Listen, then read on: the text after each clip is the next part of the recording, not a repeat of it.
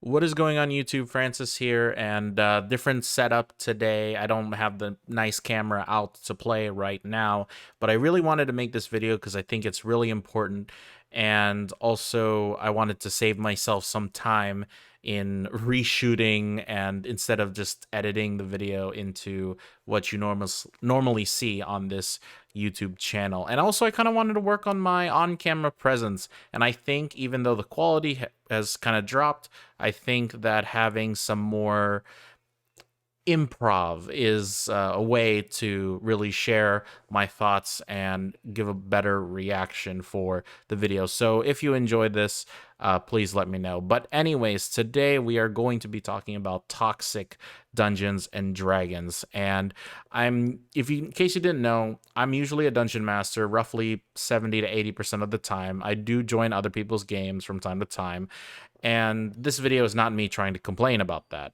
I wanted to talk more about the applications of toxic D&D just in general, not trying to talk about dealing with a toxic player or being a toxic DM, but this is more of trying to prove and document my experiences of toxic D&D and how I can possibly deal with it in the future. So now you might think to yourself, Francis, what do you mean by toxic D&D? Well, it is sort of that feeling of existential dread when you're playing D&D. When you've done something for so long, especially when you've committed yourself to a game every single week after how many different years, it becomes exhausting and it's not as fun as it used to be. And you start to think of D&D as something completely different. It starts affecting your regular daily life, and it somehow becomes overwhelming to the point where you don't want to deal with it anymore. And you might be thinking, Francis, you might have this problem because you are a D&D content creator. You have a D&D YouTube channel, for Christ's sakes. You are trying to make D&D your lifestyle, and that's very true. But I do want to preface this by saying I like sharing my D&D campaigns. I love talking to people about D&D. I love the analytics and the logistics of sharing behind the screen to people of how I run D&D.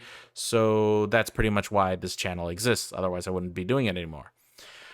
But I do want to say that I've been dealing with this a lot more lately than trying to deal with it in other ways, shapes, or forms. And I have been taking breaks, but even then, it's not enough. But let me explain.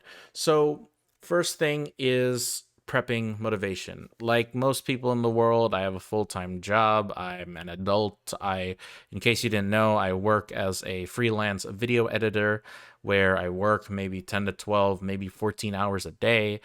And then to just come back and force myself to draw maps in Roll20 and trying to write stat blocks in Excel, it's not really the most appealing thing that comes to mind. And then there's improv.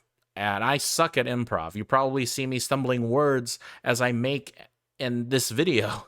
So I'm so bad when it comes to improv. Like in case you didn't watch my previous campaign, during the time my players used speak with animals to talk to a goat, and I named the goat Sean. Like, I mean, Sean is not a bad name, but like I could have come up with something like cooler. But that is the nature of the indie. And there's nothing wrong with using modern names, but what happens when you're not keeping track and there's like 5 different Garys or 7 different Caitlins? It might not happen. I'm probably thinking too much into it, but that is definitely something that is sitting in the back of my head. And then what is the fun of being a DM, and why am I not having it? Imagine, let me give you an example. Imagine a villain. I create the villain. I love the villain. And they have these unique motives and contacts and abilities. And then I have to watch my friends brutally murder them in front of my eyes, and it's painful. The same can be said about story building. Like, I would spend all of these hours trying to build the greatest story, not like a railroaded story, but try to build a very complex setting in a futuristic world where there's like themes of time travel and all of this jazz, and none of it really makes sense towards the players. It becomes confusing, and a lot of it just doesn't happen because the players never either went that way or decided to go that way.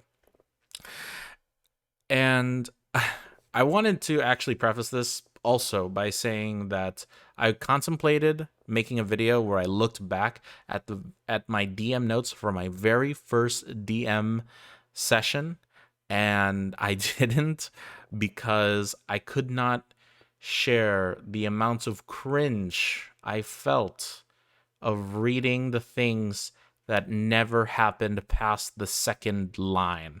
Like, it was not good, and I'm always. I can feel my heart palpitating just from looking at how much I prepped and how little any of it worked out. So, yeah, that was pretty different. And also, I still cringe at my notes today. What cringe in 2018 is a lot different than cringe in 2021. Kind of like a really bad wine, but it's bad. It's like really, really bad. So, talking about all of this, I really want to share what is causing these problems, and I kind of nailed it down to roughly three things. The first one is high self expectations, insecurities, and imposter syndrome. And as I stream, YouTube videos, as I do more things online, I always feel like I'm performing on some certain extent. Like, even though I have this small channel, we just reached 300 subscribers. 300 people is a lot of people. That's like 3 times the size of my graduating class. So, it's a lot of people, which is good. I'm glad to see that the amount of effort I'm putting in is there's some people watching it. I'm not the most confident person in the world. If you haven't figured that out yet, I have insecurities. I don't like the way I sound. I'm very monotone. I'm no like voice actor. I don't even consider myself as an expert since I've only really played 5th edition D&D, and this is my 4th year of running D&D, and my first full year of making D&D content part-time. So, long story short, I'm still trying to figure myself out, trying not to let everything else kind of take over my pace of running D&D and trying to learn and have fun at running D&D. Now, I think this was really true, and I think this is something that maybe you can relate to, but being too focused on the players. Now, similar to being a YouTuber, it's very easy to be hyper focused on a particular topic. Like, in YouTube terms, it's called over niching.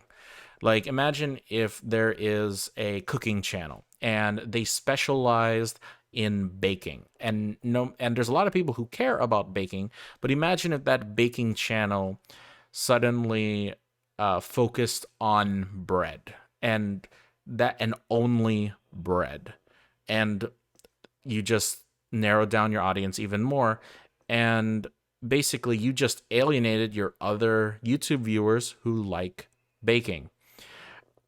Bringing this back to D&D and D&D players, there were times where I only focused on PC backstories because that's all that my players really cared about. And granted, I had fun weaving those stories and backstories together, but there are points where the players have defined something that I didn't really know about, and I would be making these changes that kind of ruined the player's, I want to say, imagination of what it originally was.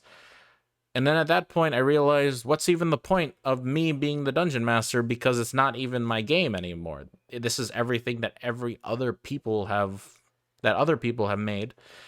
And so my solution to that was for my newest campaign, where we just wrapped up our first adventure. I streamed this on twitch.tv/Tales of Octavia in case you want to check it out. But I'm running everything in short stories. So adventures that last maybe 4 to 5 sessions at a time. And I'm really enjoying this process of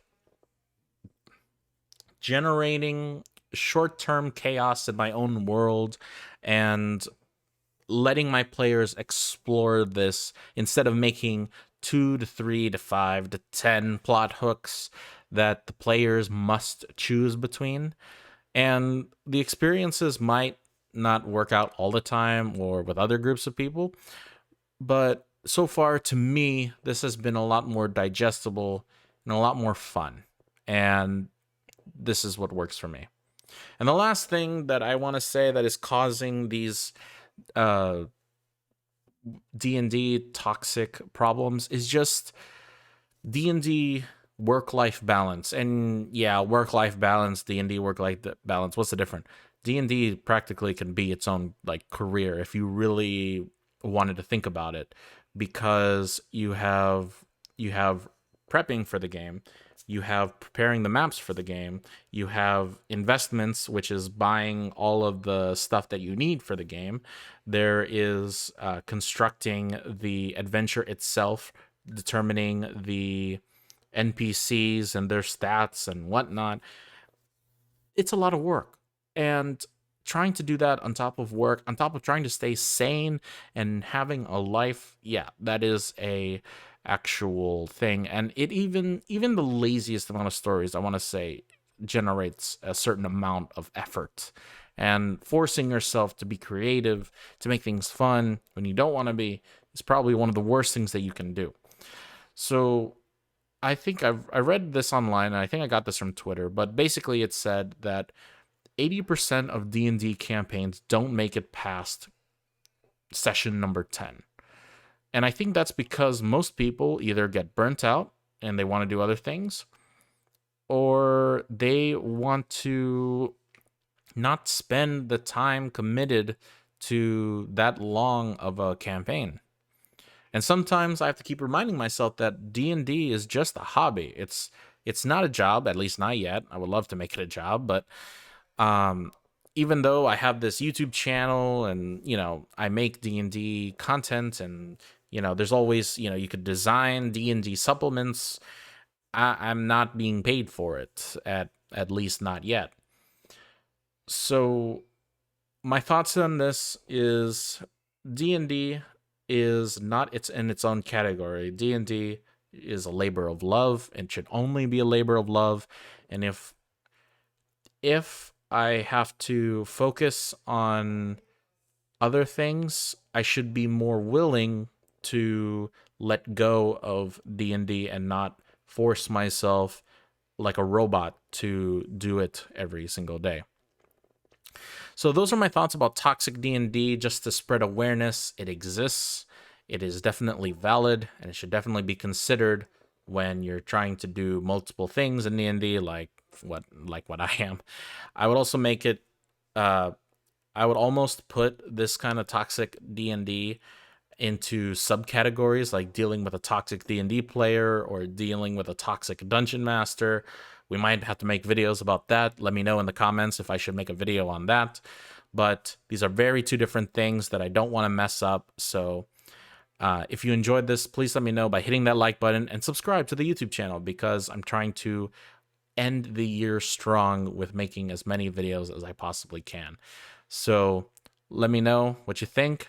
I hope you enjoyed this, and I will see you in the next video. Peace.